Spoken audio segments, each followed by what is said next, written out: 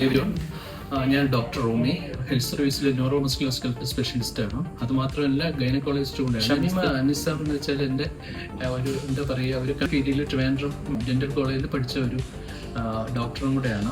അപ്പം ഞാൻ റീസെൻ്റായിട്ടാണ് പുള്ളിക്കാരിയെക്കുറിച്ച് അറിഞ്ഞത്.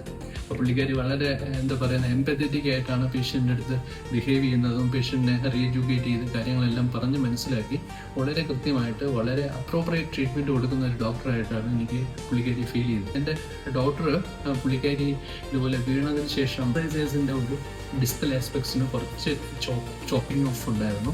അപ്പോൾ അതിനെ എന്താ വെച്ചാൽ റീകൺസ്ട്രക്റ്റീവായിട്ട് അതിനെ നമ്മൾ RCT ഒന്നും ചെയ്യാതെ തന്നെ അത് ക്രൗൺ റീമോഡൽ ചെയ്ത് നല്ല ഒരു എസ്തെറ്റിക് സെൻസ് ഉണ്ടാക്കി കൊടുത്തു. അപ്പം എനിക്ക് ഭയങ്കര അത് ഇമ്പ്രസീവായി. പുള്ളിക്കാരി അത് വളരെ സമയമെടുത്ത് കൃത്യമായിട്ട് ചെയ്ത് നന്നായിട്ട് അത് ചെയ്തപ്പം എനിക്കും ഭയങ്കര റിലീഫ് ഇതിനകത്ത്. ഡോക്ടർ ഷമീമയുടെ ഒരു ബിഹേവിയറും നല്ല രീതിയിലുള്ള പുള്ളിക്കാരിയെ പേഷ്യൻറ്റിനെ കെയർ ചെയ്യുന്ന രീതിയൊക്കെ നോക്കും ഭയങ്കരമായിട്ട് ഇഷ്ടപ്പെട്ടു. അപ്പോൾ എന്താ വെച്ചാൽ ഞാനും ഇങ്ങനെ ഇപ്പോൾ ഈ പറയുന്ന പോലെ ചിലപ്പം ചില ഡെൻ്റൽ കാരീസൊക്കെ ഉള്ള ഒരാളാണ്.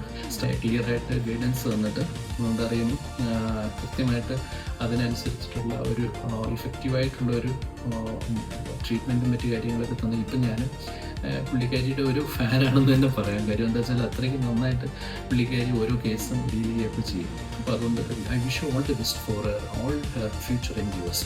Thank you very much.